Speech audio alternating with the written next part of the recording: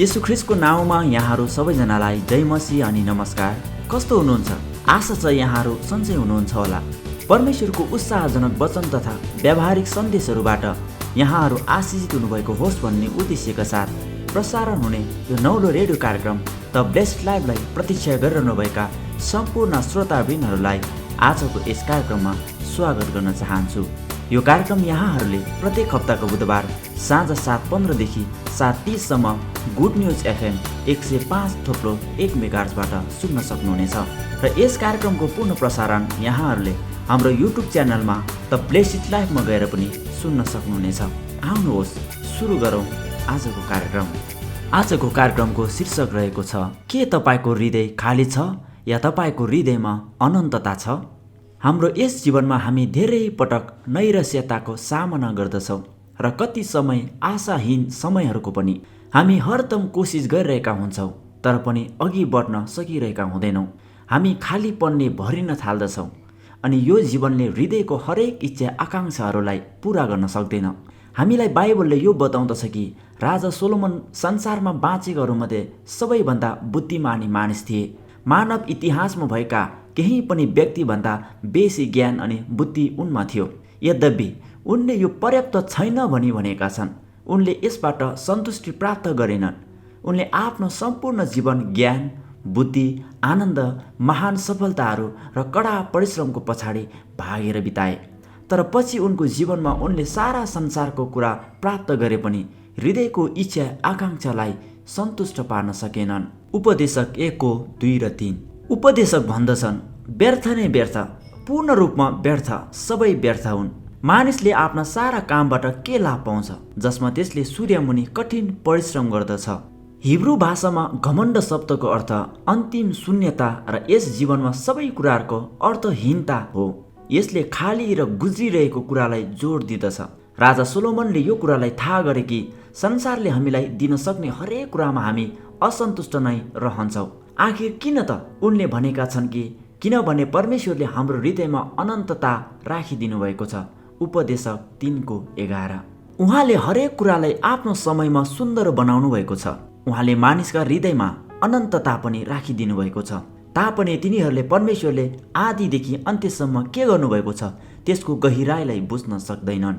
यो पदले यो भन्दछ कि परमेश्वरले समयको सुरुवातदेखि लिएर अन्तसम्म के गर्नुभएको छ भन्ने कुरालाई हामी बिल्कुलै बुझ्न सक्दैनौँ। त्यो समय क्षेत्रमा हाम्रो जीवन केवल एक विस्तृत बिन्दु मात्र हो। तर हाम्रो भित्री अस्तित्वमा हामी यो जान्दछौँ कि यस संसारमा उपलब्ध भएका हरेक कुराभन्दा पनि माथि रहेर हाम्रो हृदय थुप्रै प्रकारका प्राकृतिक इच्छा आकाङ्क्षाहरू उत्पन्न हुँदछन्। भित्रैबाटै हामी शान्ति र अमन चयनमा रम्न चाहन्छौँ। जीवनको हरेक गतिविधिमा हामी स्थायी अर्थ पत्ता लगाउन चाहन्छौँ।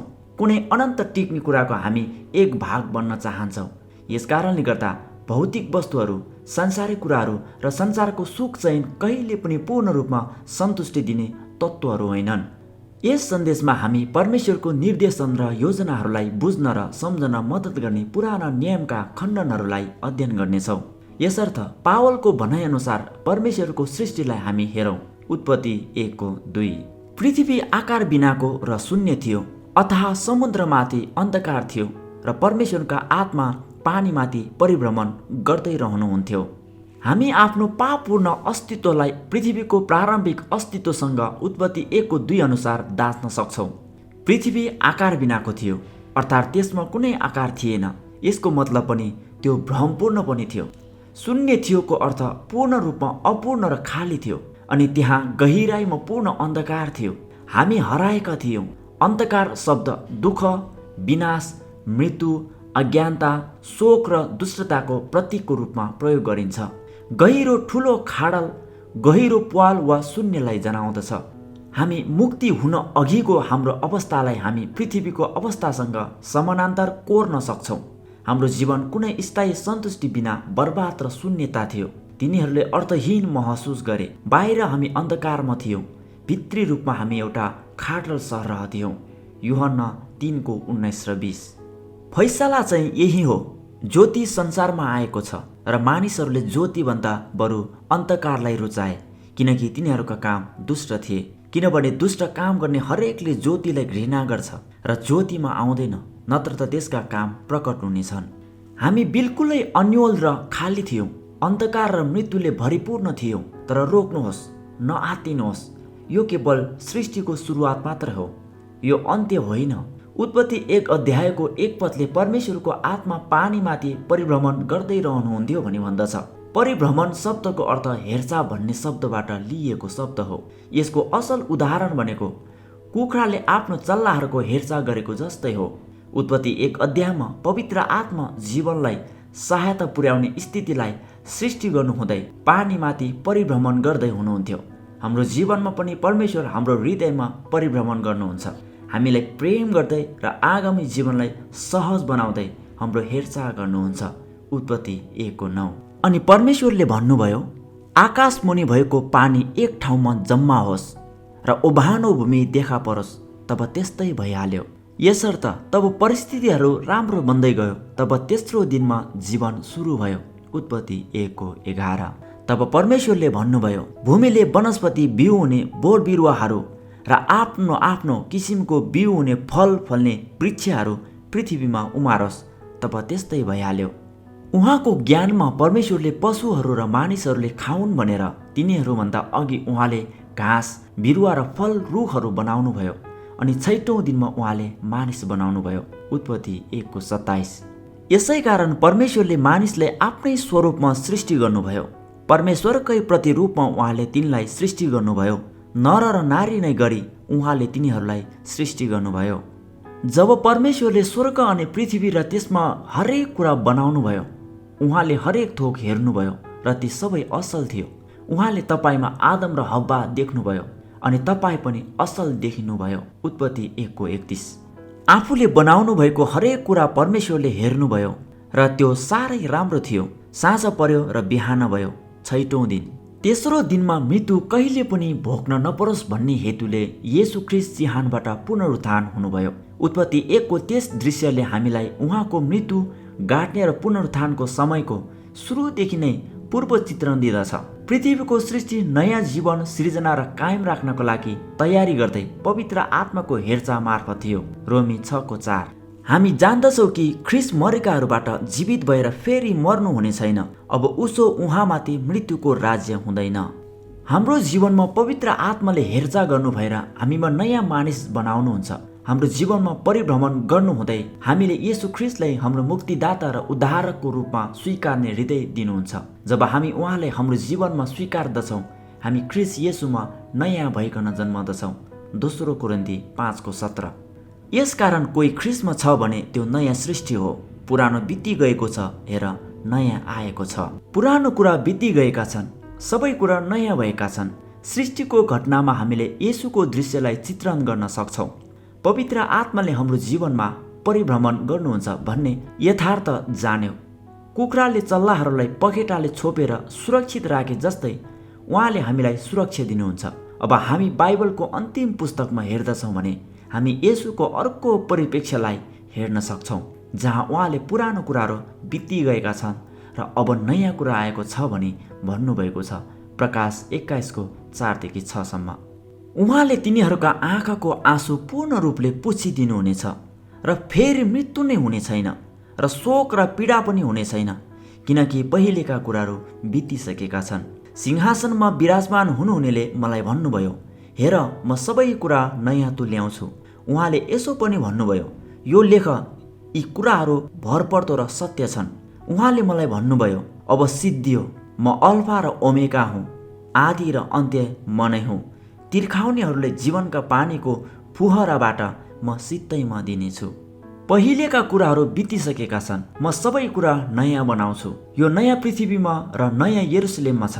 हामीले सँगै बिताएका यो छोटो समयमा हामीले प्रकाशको अन्त्यमा, उत्पत्तिको सुरुमा येशूले सिंहासन विराजमान हुनुभएका र दुष्टमाथि विजय भएको देख्यौँ। र सबैभन्दा महत्त्वपूर्ण कुरा, यदि हामीले हाम्रो हृदयमा पवित्र आत्माले काम गरिरहनु भएको कुरा सुनेका छौँ र येशू ख्रीष्टलाई हाम्रो जीवनमा ग्रहण गरेका छौँ भने हामी त्यहाँ उहाँसँगै हुनेछौँ, विजयमा राज्य गर्नेछौँ। प्रकाश 21:7। जसले विजय प्राप्त गर्छ त्यसले त्यो उत्तराधिकार पाउनेछ र म त्यसका परमेश्वर हुनेछु र त्यो चाहिँ मेरो छोरो हुनेछ। यो हाम्रो आशा हो कि तपाईँले येशूको बारेमा अलि बढी जान्नुभएको छ र तपाईँको जीवनको लागि उहाँको योजनालाई अलिकति स्पष्ट देख्नुहुनेछ। यदि तपाईँले आफ्नो जीवनमा येशूलाई स्वीकार गर्नुभएको छैन भने मसँग यो प्रार्थना सुरु गर्नुहोस्। हे प्रभु, तपाईँ एक साँचो परमेश्वर हुनुहुन्छ।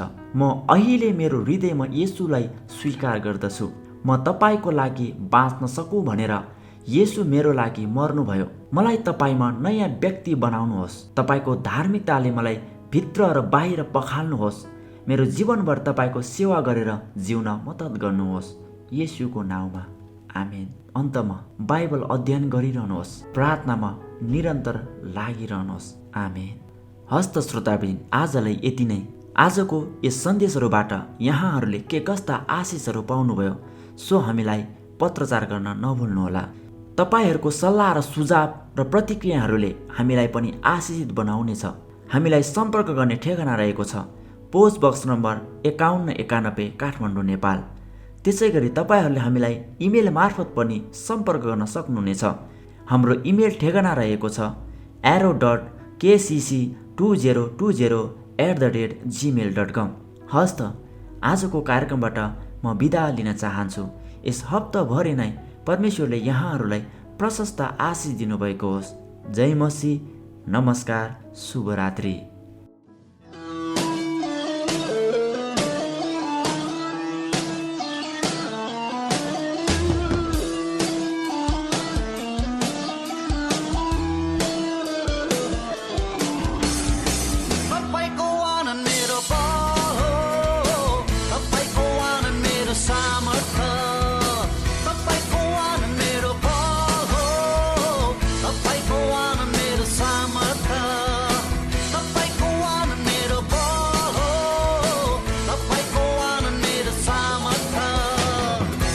तपाईँको उपस्थितिमा आनन्द छ, आनन्द। यीशु तपाईँको उपस्थितिमा आनन्द छ, आनन्द। यसैले गाउँछु, रमाउँछु, महिमा गर्छु, प्रशंसा गर्छु।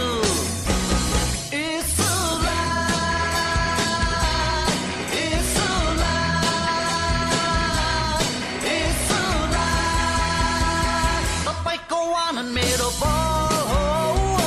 तपाईँको आनन्द मेरो सामर्थ्य, तपाईँको आनन्द मेरो बल हो, तपाईँको आनन्द मेरो सामर्थ्य, तपाईँको आनन्द मेरो बल हो, तपाईँको आनन्द मेरो सामर्थ्य। यसो तपाईँको उपस्थितिमा आनन्द छ, आनन्द। यसो तपाईँको उपस्थितिमा आनन्द छ।